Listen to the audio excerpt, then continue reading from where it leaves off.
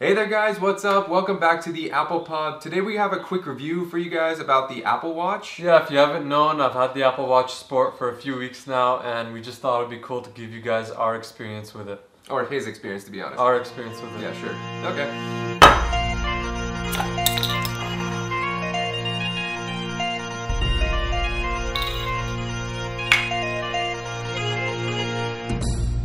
So yeah, let's just jump right in. How about you let us know what your experience was with the battery and the hardware on the watch?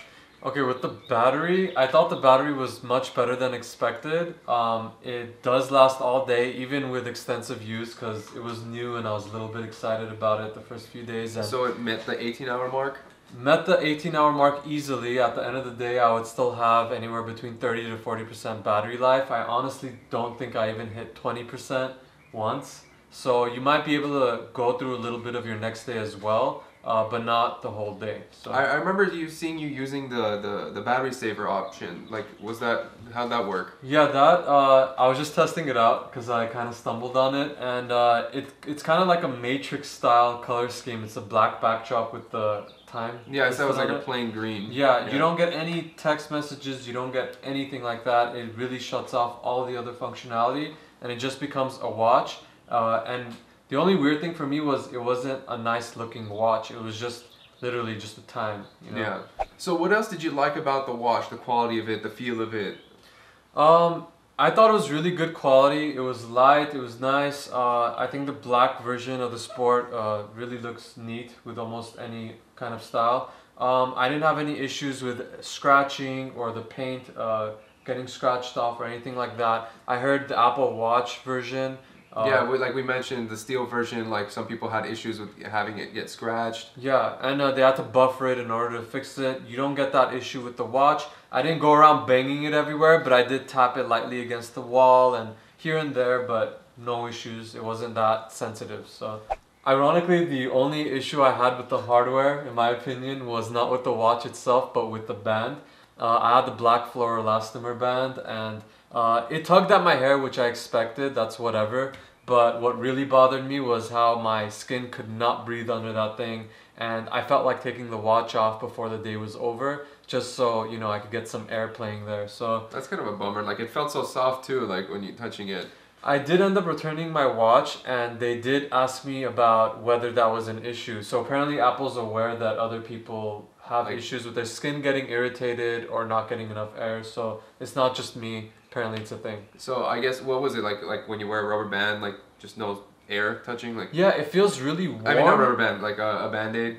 Yeah, it's kind of like that. It just feels really warm, but it's more than that. It just feels uncomfortable. I really don't know how to explain it. Too warm, but also irritable in a way. It feels like it shouldn't be there. It shouldn't be on your skin.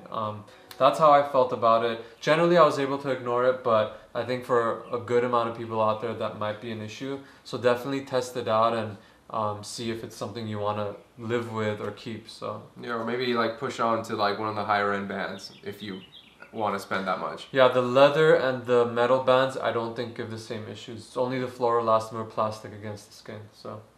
So are there any other last minute tidbits about the hardware that you want us to let us know? Yeah, there were a couple things. The first thing I want to mention was the haptic feedback. It was different from vibrations because you don't hear it. So if you're talking to someone, it's not like they know you just got a notification. So was it like the MacBook, the new MacBook touchpads? It's the same tech, I think, but it didn't feel like a click. It did feel more like a tap than a vibrate or a click. And also they have a lot of options on strengthening it or getting a heads up tap before the main tap in case you want double the tapping so you know when you're actually getting tapped. So that was really neat. Thought that was cool. A lot of flexibility with that. Also, the speakers, I know a lot of people overlook that, but the speakers were a big deal for me. It does have to be loud enough where you could actually use it out and about during your day. And I found that while driving or out with friends, I could actually have a conversation over the phone. Did you actually do that though? Doesn't that kind of seem annoying though? Like if you're around like with friends at least, like at home and car, I can understand. Yeah, I mainly did it in the car. I think I only did it once in front of someone, but I did it in the car and it was very natural. You know, your hands are already on the steering wheel. You could hear the person perfectly. I didn't have to go through the Bluetooth of my car, so it was really cool. Overall, I would rate the hardware as A+. Apple really delivered here, and throughout everything they put a lot of thought into, and I didn't have any issues with the hardware aside from the accessories. But again, you could swap it out for another band. So yeah, that's really cool to hear. What did you think about the user experience on the watch though? I didn't really get a chance to mess around with it when I was in the store. Like overall, over time, like how'd you like it? one of the main things I liked was the feature where it saves battery by only having it turn on when you lift up. You could turn that off and only have the watch turn on when you tap it. I think that's a little too inconvenient because it's a watch. You want to get quick at-a-glance information. But yeah, it was very well done. It did pick up very well when I wanted to look at the watch, and it was really quick in responding. Glances and third-party apps were awesome as well. Only complaints I had about that, this is where things start to fall apart. Yeah, I was gonna ask, like I heard some people complaining that it was a bit slow. Like, did you have that same experience? Yeah, all the apps right now are running off the iPhone. So later in the year they're gonna have native apps enabled, but right now, since the iPhone is beaming and doing all the computing over to the watch, it is slow and it's noticeable. And sometimes the glances, which to my understanding run off the watch but pull information again from your iPhone, those are really laggy at times. It's either quick or laggy with those. And when I say laggy, I mean like 10 seconds later there's still no information. So that could be really bad. So it's very mixed bag of an experience. Yeah, but it is like new. I mean, I'm pretty sure there's gonna be like software tweaks and stuff to fix a lot of that. Yeah, and that's the beauty of it. If you're gonna buy the Apple Watch, I think your main concern is the hardware. So you're kind of safe there. The software will improve with time. So I remember when we were in the store testing out the product before, like remember during the testing day that they had, we were having trouble trying to figure out how to get to the digital touch and drawing section of the, on the software. Like, so how easy was it for you to actually learn and pick up like on all the little shortcuts and everything? Okay, there is a definite learning curve with this device. It's not as intuitive as the iPad or iPhone where, little kids can even pick it up and use it right away. But with all the inputs, the digital crown button, the pushing different buttons and force touch, all that, you kind of have to figure out what it does in each context, and that kind of becomes difficult. But overall, I would say the UI and the way they set it up, it's more complex, but it's not too complex. So, so like, how long did it actually take you to kind of become proficient with it? Like a day or two? Or? It wasn't like the first day, but I guess like it was more of a process. I wouldn't say it was in third day I knew everything. It was like over the course of a week I was still like learning, this thing does that or whatever. But I would say I became more or less proficient with it after maybe like 3 or 4 days with it.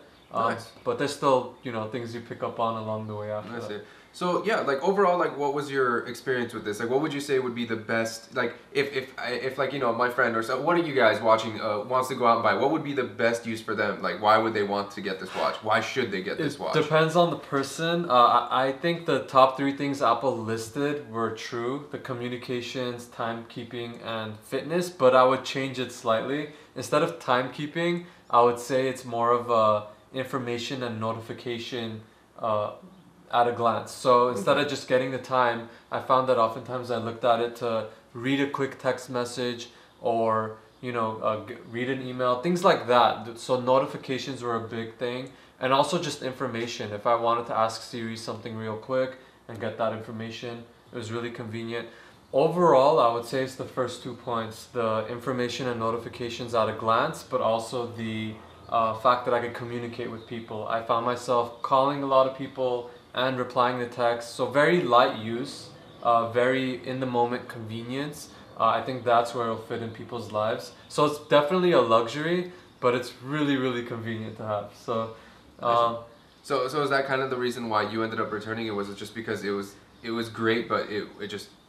The reason I returned it was because I couldn't shake the feeling that in a year's time it's going to be much better, because the second update is always big. I mean, there's always something a year down the line, but the second one is like the finished product, whereas the first one that is true. I mean, we've all seen it. We saw it with the iPad 2 when that came out. It was like miles ahead of the first generation one. It just blew it out of the water. And it is actually true. I did read that the chip that they're actually using within the watch itself is 2 or 3 generations behind. Samsung's already on the 14 nanometer chips, but I think this one's using the 28. It's even behind what they're using in the 5S's. Yeah. So that's actually going to be a big leap in itself when that comes out, like if they do switch over to that. So yeah, so overall it is a luxury, but it's a really nice luxury. It's very convenient and I can't tell you how convenient it is to not pull out your phone every time you get a text, and to be able to reply oftentimes without pulling out your phone. It's really awesome. Siri built into the OS was really convenient when responding to people as well. The fitness tracker was the last thing, and I'm not much of a fitness guy, but I think it was really well done. I think it was very, like, if you do an exercise, it tells you the miles, the calories, the distance ran, the time. So it was very detailed. What you would expect from any other fitness tracker, it's a very well done fitness tracker. So that was neat. Don't have much of a use for having my heart rate checked every 10 minutes. I'm not a senior citizen. Oh, just a quick update on that too. Apparently Apple, it was actually a part of the design that it stopped taking your heart rate every 10 minutes. Yeah. People were complaining thinking like, oh, their update broke it, but apparently that was actually supposed to be there for the sake of, I think it was just because if you're in your hands moving and stuff, it doesn't really take an accurate reading. And remember I said that mine's worked every 10 minutes? That goes back to... That's just because he doesn't move, that's why. Because I don't move, and it really makes sense now when people had it not work. It's like, okay, so you actually go out and live your life. I'm in my room all day sitting, so it made sense. Yeah. But yeah, that's pretty much it. The big three: convenience, but a really good convenience. Is it worth $400 or actually $350 entry to get one? Depends on who you are. I would say try it out. I mean, that is why they have a return policy. I tried it out. I was really close to keeping it. It was that convenient. But again, just the next iteration got me to give it back. So. All right, well, yeah, like, thanks for letting us know everything. So if you guys are interested in actually getting it, I mean, now like, if you really do have the money to spend, I mean, take it. I guess for convenience and everything, it is actually really good to use. But yeah. So yeah, guys, thanks for joining us. I mean, if you fellow Pubsters have any questions for Eman about his experience with the watch, please let us know in the comments down below. Like the video, share the video, subscribe if you want to. I'm here for you guys. I want to give you guys information on the watch. So obviously, don't hesitate. Let me know no matter how specific the question is. I'll do my best to answer it. All right, awesome. Take care. Take care.